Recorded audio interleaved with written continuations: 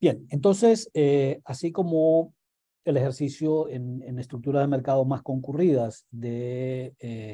seleccionar las cantidades, y recuerden, es la única variable primariamente sobre la cual tiene control la firma y, digamos, secundariamente o indirectamente o derivado de esto, las cantidades de insumos que requiere, dadas las tecnologías, los precios de mercado, etcétera,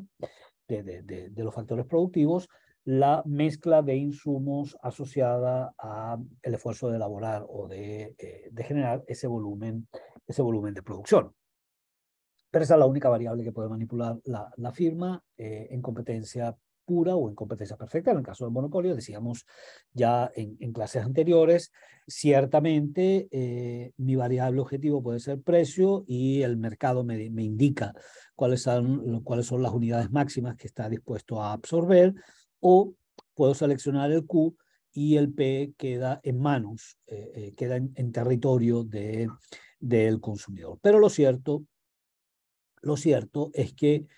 al igual que en competencia perfecta, las condiciones para la maximización del beneficio, que es, digamos, ESG aparte, o sea, responsabilidad social, empresarial, etcétera, por parte de las empresas, pues básicamente es un objetivo prioritario, además mandatorio, porque, a ver, al final del día, si la firma no maximiza, si la firma no obtiene la mayor cantidad posible de beneficios, simplemente no sobrevive. En el caso extremo, digamos, de una competencia casi que darwiniana, en el caso de mercados atomizados, o no persiste, no puede prometerse el continuar manteniendo una posición de liderazgo, de dominio en el mercado, si efectivamente subestima o se conforma con beneficios inferiores, porque eso le va a permitir menos inversión para investigación y desarrollo, porque eso le va a debilitar en cuanto a mantener altas las barreras a la entrada, etcétera, etcétera. Y a su vez va a defraudar, va a dejar insatisfechos a sus stakeholders, fundamentalmente a sus accionistas, porque al final el retorno prometido debería ser, el retorno prometido sería más alto del efectivamente observado, materializado. Entonces, a ver, decimos hay unas condiciones necesarias para alcanzar ese óptimo del productor, en este caso en competencia imperfecta, monopolio puro, y hay unas condiciones suficientes para hacerlo. Y las identificamos, pues, típicamente como condiciones de primer y de segundo orden, y que a su vez nos están indicando lo siguiente. Bueno, asumamos la estructura de mercado más sencilla, que es, digamos, una de donde, bueno, básicamente tenemos unos costos variables constantes, unos costos marginales constantes y unos costos fijos que se van distribuyendo volumétricamente a partir de cantidades mayores producidas, de manera de que efectivamente, si esa fuera la estructura de costos, pues tendríamos simplemente unos costos medios decrecientes y, por el contrario, tenemos, como hemos presumido implícitamente aquí, una función de producción, digamos, con costos marginales constantes, es que efectivamente disfrutamos de rendimientos constantes a escala y por tanto de costos constantes. Entonces, a ver, ¿cuál es el volumen que debe hacer máxima la diferencia entre ingreso y costo? Bueno, hemos identificado aquí un volumen QM asterisco, denotado así, para aquel volumen de producción en el cual el ingreso marginal corta el costo marginal. Conocemos que para este nivel de producción, el precio al cual logran liquidarse esos volúmenes generados sería este precio. Vamos a comenzar a rayar. Digamos, sería este precio del cual me informa la función de ingreso medio o función de demanda de mercado, que es a su vez la función de demanda individual que confronta el monopolista, de manera tal que tenemos el caso súper típico de un precio que excede al costo marginal, exceso más largo o más corto que depende de la elasticidad precio de la demanda, pero que efectivamente me está indicando que para estos datos relevantes en ese mercado, lo mejor que yo puedo hacer es ciertamente moverme en el tramo elástico de la función de demanda. Estamos en la zona alta de la función de demanda. Por tanto, operamos todavía con ingresos marginales no nulos, mayores que positivos, y a su vez, no solamente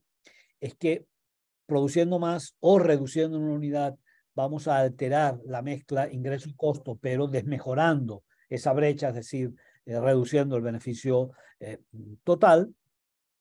sino que simultáneamente nos garantizamos que este punto crítico conseguido en QM asterisco sea un punto crítico óptimo y no un punto crítico subóptimo o, mejor dicho, pésimo. Es decir, con el cumplimiento de las condiciones de segundo orden o las condiciones suficientes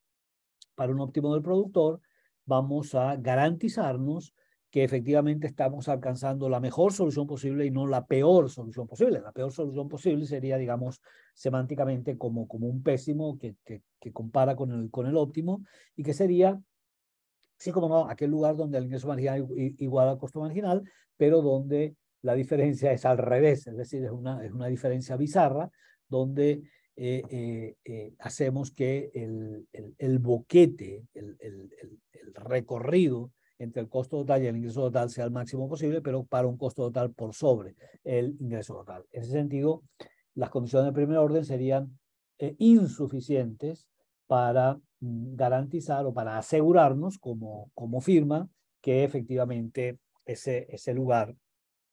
es lo mejor que podemos alcanzar y no es el worst case, ¿ok? No es el peor de los mundos. Y ello efectivamente, desde el punto de vista formal, ocurre automáticamente para este tipo de estructura de costos y de ingresos. ¿Y básicamente por qué? Porque lo que nos dice es que matemáticamente la segunda derivada del ingreso total tiene que ser menor a la segunda derivada del costo total, o en otras palabras, a partir de ese punto, el costo marginal tiene que estar creciendo más rápidamente que el ingreso marginal, o dicho de nuevo de forma analítica, de forma matemática, pues simplemente la primera derivada del costo marginal tiene que ser mayor que la primera derivada del ingreso marginal. Pendiente que, siendo los costos constantes, pendiente del costo marginal cero, nula, y pendiente negativa del ingreso marginal, lo cual garantiza efectivamente que se preserve esta desigualdad, es decir, que el diferencial del costo marginal o la primera derivada del costo marginal exceda la primera derivada del ingreso marginal. Eso garantiza que esto sea un óptimo y por tanto que la velocidad del aumento del costo sea mayor que la velocidad de variación o del aumento del ingreso al vender más, de suerte que no conviene, porque digamos esa velocidad en este caso nos produciría una expansión más que proporcional en los costos versus los ingresos y por tanto se enjugarían, se comprimirían los posibles beneficios alcanzados de ese dominio del mercado que muestra el monopolista. Matemáticamente, entonces, tenemos estas primeras condiciones o las condiciones de primer orden, pues sería simplemente la resultante de hacer el ejercicio de estimar el beneficio del monopolista, el pi m, bueno, simplemente como la diferencia P por Q, que es P multiplicado por la función de demanda implícita o la expresión del Q como una función de demanda implícita. Por tanto, al final esa expresión es P por Q menos C de Q, es decir, menos el costo marginal, es decir, la variación que se opera en el costo total con motivo de la variación en una unidad multiplicado por el volumen de producción señalado y por tanto la expresión a la izquierda son los ingresos totales, la expresión a la derecha son los costos totales y esa diferencia entre ambas variables me determina el beneficio total. La vista parcial, es decir, cuando hacemos el ejercicio de derivar el pi de m en términos de q, bueno, básicamente lo que vamos a obtener dado p por q es un p más la variación que se produce en P con motivo de la venta de una unidad más menos del producto multiplicado o ponderado por la cantidad total de unidades colocadas. En otras palabras, el ejercicio de conseguir, de lograr o calcular la primera derivada del ingreso total, que sería pues simplemente el diferencial de IT sobre Q, me va a dar esta expresión que la denominamos ingreso marginal. Ingreso marginal, fíjense ustedes que tiene dos componentes que son los cuales hemos ya barruntado, nos hemos detenido bastante, que es mi ingreso total.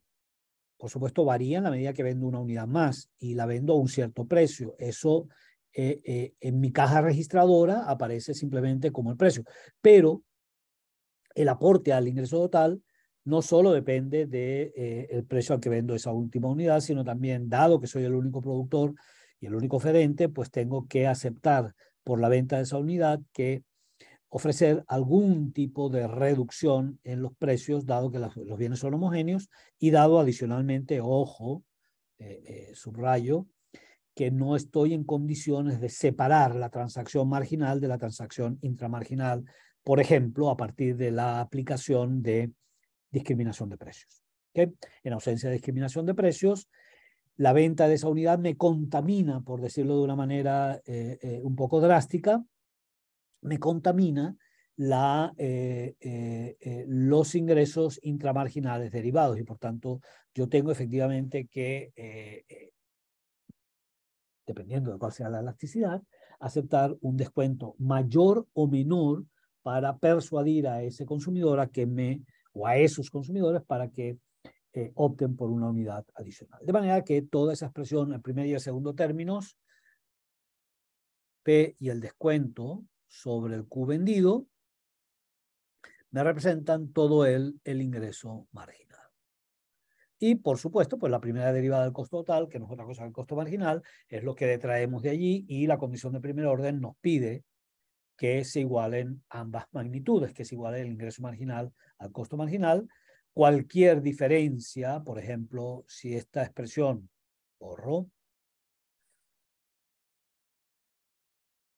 si esta expresión fuera,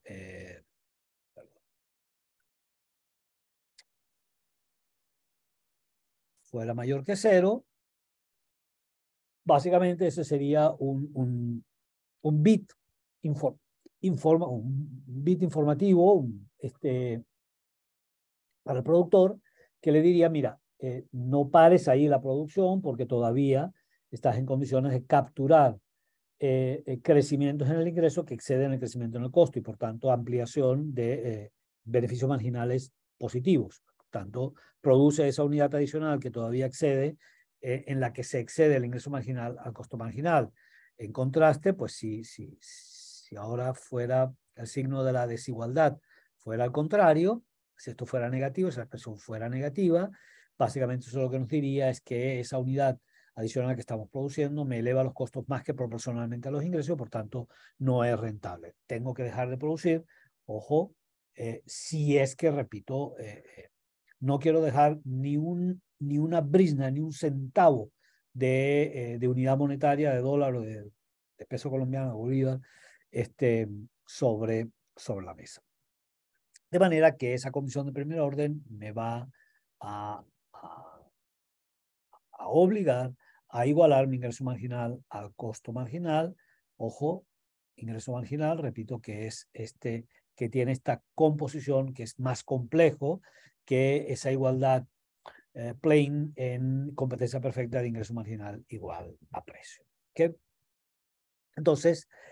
básicamente yo puedo reexpresar esa condición de primer orden y reexpresar a su vez el ingreso marginal haciendo alguna manipulación muy sencilla como la que estamos haciendo. Sí, esta expresión previa,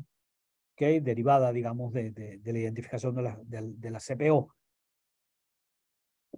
se multiplicara y dividiera de manera de dejar inafectada la expresión completa por P, entonces nos quedaría, digamos, esta expresión. Aquí, básicamente, esa expresión nos está indicando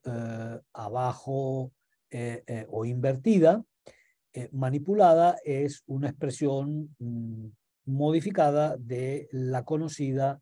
el conocido coeficiente de elasticidad precio de la demanda de un cierto bien. Que recuerden, no es otra cosa, medida en el punto, que la parcial de Q en términos de P,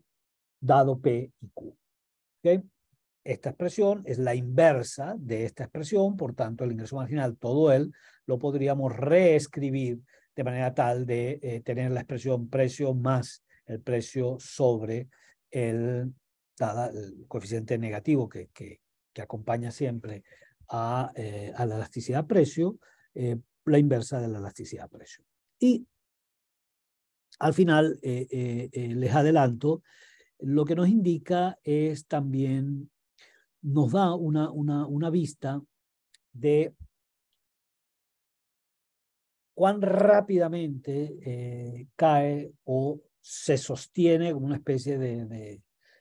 no me gusta la imagen por el origen que tiene el jugador, pero hay jugadores, por ejemplo Cristiano Ronaldo, que cuando van a cabecear quedan un buen número de microsegundos suspendido en el aire. Entonces, el hecho de que caiga como un plomo o quede suspendido, digamos, por un mayor tiempo en el aire, esa capacidad aeróbica va a depender en gran medida de la elasticidad. A mayor elasticidad de la demanda, el menor descuento se hace preciso. A una menor elasticidad de la demanda, simplemente con funciones de demanda muy elásticas, para un pequeño variación de precio logro expandir mucho la demanda, ¿ok?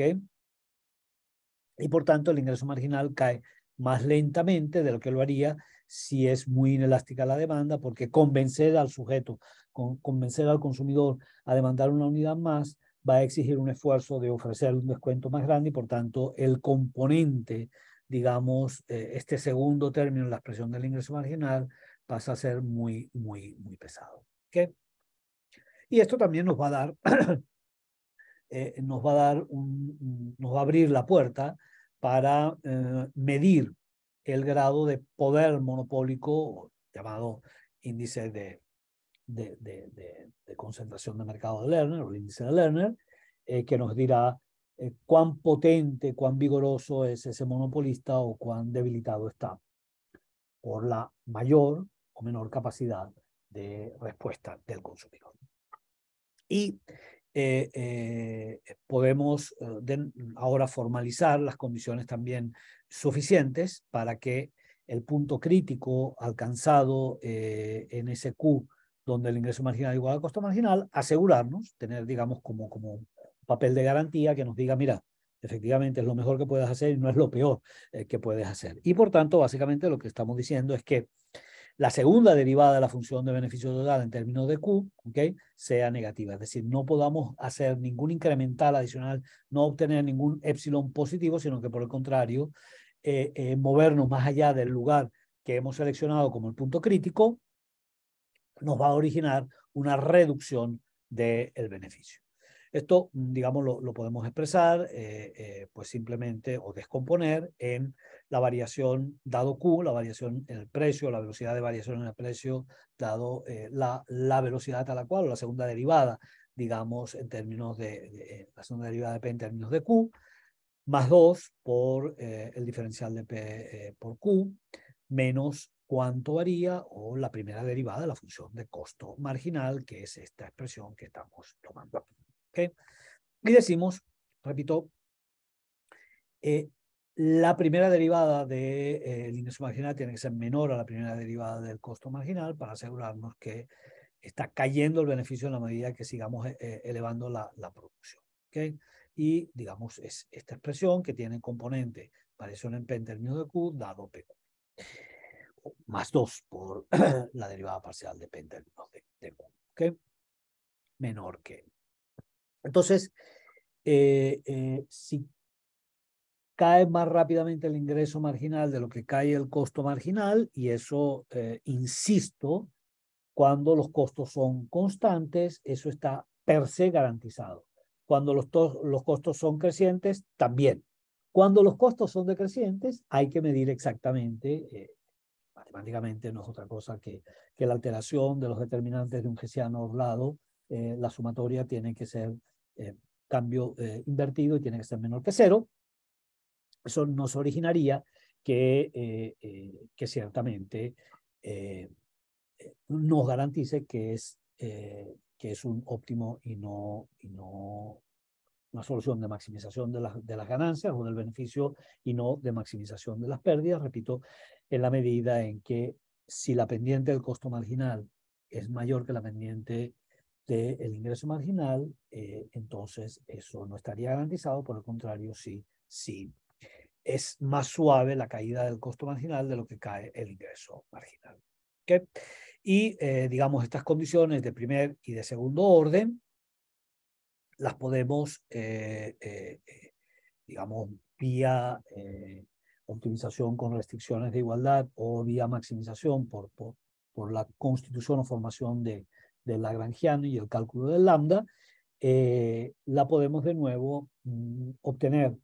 bajo la perspectiva, algo así como digamos, la cara visible versus la cara oculta de la luna. Nosotros podemos decir, ceteris paribus los costos, ¿cuál es el volumen de producción que me maximiza mi beneficio? Ceteris paribus los, y es la solución, digamos, por aproximación, la solución primal o la solución a través de costo constante y maximización del Q, del nivel de producción, o por el contrario, podemos obtener por el dual la solución. Mantenemos constante P, mantenemos constante Q, el nivel de producción, o sea, P, producción, y vemos cuáles son la estructura mínima de costos con producción constante, cuál es el volumen de producción que nos minimiza los costos, y esa es una aproximación, digamos, por la vía del dual a ese mismo esfuerzo de la firma de obtener el máximo beneficio posible. Vamos. Entonces decimos, bueno, el hecho de que esa diferencia entre el precio al cual vendo, es decir, digamos, la distancia que media, una vez alcanzado ese óptimo, es decir, una vez identificado ese Q que me maximiza mi beneficio y que me he asegurado que efectivamente sea un máximo y no un pésimo, un óptimo y no un pésimo, no un máximo y no de máxima ganancia y no máxima pérdida o mínima ganancia. Esa diferencia para ese volumen entre el precio y el costo va a depender ciertamente, lo que llamamos el markup o margen de comercialización, va a depender de cuán sensible o no lo sea la función de demanda de los consumidores, es decir, el precio de reserva, la disposición a pagar de los consumidores para distintas relaciones de precios. A una mayor sensibilidad, la capacidad que yo tengo de imponer como oferente precios por sobre los costos de producción va a verse considerablemente disminuida en comparación con, que es el gráfico de la izquierda, cuando lo comparamos con el gráfico de la derecha. Fíjense, estamos manteniendo en condiciones iguales la estructura de costos, estamos seleccionando, identificando, digamos, un volumen de producción óptimo. En ambos casos, este QM asterisco, izquierda y derecha, representa un óptimo del productor, dado que garantiza la condición, la CPO, pero también la condición de segundo orden, la CSO, la CSO, en el sentido de que no solo se corta el ingreso marginal en el costo, con el costo marginal en ese punto, sino que a su vez el valor de la pendiente del costo marginal, 0, es mayor que el valor de la pendiente negativo del ingreso marginal, en ambos casos. Sin embargo, en uno, como ustedes pueden observar, la función de demanda es mucho más aplanada, es mucho más achatada, tiene por consecuencia una menor pendiente absoluta, tiene una mayor elasticidad precio, la función de demanda a la izquierda, comparada con una función de demanda bastante inelástica, bastante empinada, que hace que, digamos, cueste mucho efectivamente convencer al consumidor de comprar una unidad más, pero también esa baja capacidad, esa rigidez en la velocidad y capacidad de respuesta del consumidor, eventualmente por razones de renta, porque pueden ser consumidores de renta más alta y por tanto donde haya mucho menos pain point modificando el precio, o puede haber mucha menor capacidad de sustitución, de desplazarse hacia otros bienes. Fíjense ustedes, uno se desplaza de un mercado a otro mercado, primero porque tienes a dónde ir, ¿ok? Y por tanto, bueno, me suben el precio de tal mercancía, yo tengo un buen número de sustitutos disponibles a la mano, bueno, pues simplemente yo no tengo por qué calarme, por decirlo de la manera menos académica posible, ese aumento de precios, ¿ok? Pero yo también puedo ser expulsado, aunque no hayan sustitutos directos, simplemente por razones de renta. Si es un bien que compromete demasiado mi presupuesto o yo tengo un nivel de ingreso muy bajo, etcétera, etcétera, bueno, pues simplemente un pequeño aumento de precio a mí me saca patadas de ese mercado. Por el contrario, si yo tengo grasa, si yo tengo capacidad de resistencia, resiliencia, bueno, porque el peso, la ponderación que tiene ese bien sobre mi budget es pequeñito, porque básicamente lo es, porque pesa poco por naturaleza, o porque yo tengo un nivel de ingreso suficientemente alto como para resistir eso, pues simplemente yo no me veo forzado a abandonar ese mercado y por tanto puedo aceptar, digamos, un excedente, un margen de comercialización, es decir, un precio por sobre el costo marginal mayor. Entonces, ese markup, esa brecha entre el precio al cual coloco la unidad y los costos de producción, efectivamente dependen fundamentalmente de la elasticidad del precio. Cuanto mayor sea la elasticidad precio de la demanda, en condiciones constantes todo lo demás, se podrá tener el oferente, la firma podrá tener un markup alto y a su vez, cuanto sea al revés, pues menor será el poder de mercado en la medida en que la elasticidad sea mayor y por tanto también el markup asociado se parecerá mucho más al verde que al mostaza o al amarillo que hemos dibujado aquí.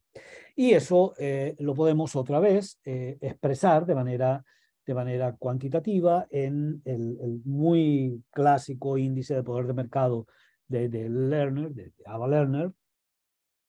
economista de origen estadounidense, bueno, de origen hebreo, pero con toda su vida académica fundamentalmente en Estados Unidos, que básicamente nos dice que, o es un indicador, es un KPI, un Key Performance Indicator, de cuál es la capacidad que tiene una firma de defender o de disponer de márgenes de comercialización más altos o más bajos, y lo son en función de el comportamiento de la elasticidad precio de la demanda, y es una razón justamente inversa a esa elasticidad precio. Si nosotros otra vez nos fijamos en las condiciones de optimización, la condición de primer orden, y expresamos ahora, esto lo puede venir precedido como lo hacíamos antes de un signo menos, si tomamos el signo absoluto de la elasticidad, o simplemente nos garantiza que es 1 menos 1 porque el coeficiente, el signo que acompaña al coeficiente de elasticidad precio siempre es negativo, en el peor de los casos es 0. ¿Okay? Nunca positivo. Entonces, sustituimos la expresión de la condición de primer orden, esta expresión en el ingreso marginal, lo igualamos a costo marginal, manipulamos la expresión y logramos obtener el llamado índice de Lerner, que sería pues simplemente esa proporción en la brecha que va de precio a costo marginal sobre el precio, y que es una relación que depende efectivamente, que se mueve en dirección opuesta a la elasticidad precio, que depende de la inversa de la elasticidad precio de la demanda. Repito, aquí esta expresión así es porque asumimos en términos absolutos el coeficiente de elasticidad precio de la demanda. ¿Qué valores puede tomar ¿qué valores puede tomar ese índice de poder de mercado de Lerner? Bueno, simplemente fíjense ustedes en el caso extremo, competencia perfecta o competencia pura, pero medido el índice de Lerner para el último productor que cabe en ese mercado por razones de costos, perdón, básicamente lo que diríamos es que la expresión completa arriba tiende a cero, en la medida en que no puedan colocarse precios por sobre el costo marginal en el límite en competencia, repito, perfecta o pura. De manera que toda la expresión 0 sobre un valor positivo de P nos daría igual a 0, y es el caso de esa medición para esas estructuras de mercado altamente concurridas. No tiene poder de mercado la firma representativa, por tanto, el índice de Lerner es nulo. Uno podría, digamos, colocarse en el otro extremo y pensar, digamos, en un super caso de texto, de libro de texto escolar o de examen, de examen de micro, donde asumamos que tenemos, a diferencia de la competencia perfecta, donde la demanda es infinitamente elástica para cada uno de los concurrentes, tenemos el caso opuesto donde tenemos un solo productor, y ese productor confronta una función de demanda en el extremo infinitamente inelástica. Esa infinita elasticidad o inelasticidad haría que toda la expresión, digamos, a la derecha, ese -1 sobre el coeficiente de elasticidad, con un coeficiente de elasticidad es simplemente que tiende a 0 o 0 en el límite, toda la expresión estaría indefinida, resuelta por L'Hopital o cualquier otra regla de solución de indeterminaciones, nos haría converger ese valor hacia infinito, de manera tal que ese índice de Lerner puede oscilar entre 0 e infinito. Normalmente estará mucho más cerca de 0 que de infinito, en la medida en que admitamos que son casos bordes o casos totalmente empíricamente con muy poco referente, que no guarde algún nivel de capacidad de respuesta el consumidor. Y pues simplemente en un caso intermedio, pero para que no se confundan demasiado, imaginémonos otra vez una especie de concesión sobre un manantial que no impone costos, etcétera, y que los costos, por tanto, tienden a cero. Bueno, toda la expresión, costo marginal igual a precio, bueno, el markup sería exactamente unitario, sería igual a 1, porque sería cierto precio óptimo, que sería el precio justamente donde el coeficiente de elasticidad precio de la demanda fuera unitario, con cero costo. Sería, digamos, sobre el punto donde la línea de 45 grados bombardea e impacta a la función de demanda, y ese índice de Lerner sería igual a la unidad. Por supuesto, cuanto más alto, cuanto más se aleje de cero, más poder de mercado; cuanto más se acerque a cero, menos poder de mercado tendrá.